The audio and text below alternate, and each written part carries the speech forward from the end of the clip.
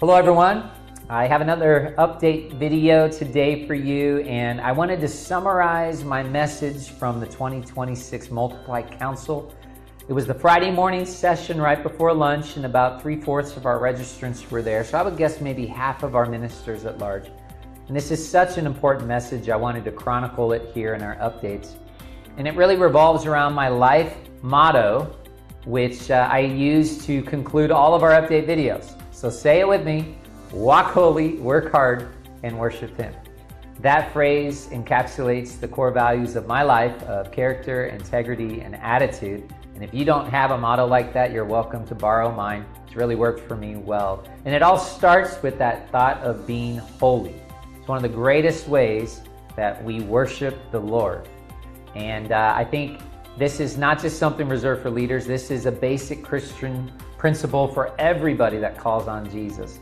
But I've found that leaders often struggle in this area in one particular way, and that's the way we treat each other. Getting in fights with other leaders or churches, quarreling and gossiping, and just flat out being mean to each other. Hebrews 12:14 says, "Make every effort to live at peace with everyone and be holy, because without holiness no one sees the Lord." And I love how that verse puts together the idea of being holy and how we treat each other, because that's so important. I think the greatest ministry pain I've experienced in my life hasn't been from outside persecution or even my personal mistakes, but from the fights that I've had with other Christians and leaders in particular. And saying that might sound like I'm always the victim. No, there's probably been times that I've been the one that initiated it and was at fault.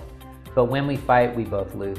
And so I think we need to really focus on how do we keep the peace with each other. And it goes back to Jesus' model that He put out there for the whole world. The best way to resolve conflict in our world today is found in Matthew 18, verses 15 through 17. And I think it's a 4-step approach. Number one is you go directly to the individual and work it out one-on-one. If that doesn't work, then number two, you bring in witnesses, friends, mediators that help bring a new perspective, new voices, and hopefully you find peace. If that doesn't work, then you take it, number three, to the leadership. And in the local church, that's the church board. And then in our network, we call it the presbytery. Hopefully they can resolve this. And even then, if it doesn't work, then it goes to the body. Often that results in separation, and sometimes that can be painful. But it won't be as painful as it is when we bypass those steps and try to resolve conflict the wrong way. I've heard people say, well, this is only to be used when somebody sins against you. And certainly that is the case. You should use it in that way. But anytime you have disagreements or quarrels, this is a great system. In fact, I think it's the best system, and we honor Jesus by trying to use it. And then others have said, well, this doesn't apply with leadership, and this doesn't apply when someone's abusive towards you. And certainly we need to be careful in those situations, but that's why I love the system. If you're uncomfortable going individually on your own, then grab a witness and take them with you, or take it to the leadership. But following the process, again, increases the chance of a peaceful resolution, and that's our goal.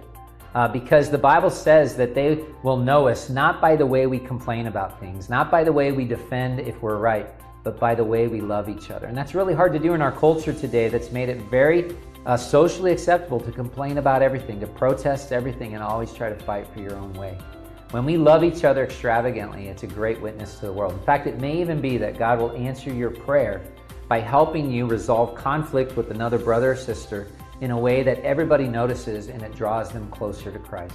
I think that's a beautiful thing. So let's all recommit ourselves to live at peace with each other, to honor Jesus' model of Matthew 18, and say it with me: walk holy, work hard, and worship Him. God bless you. We'll see you soon.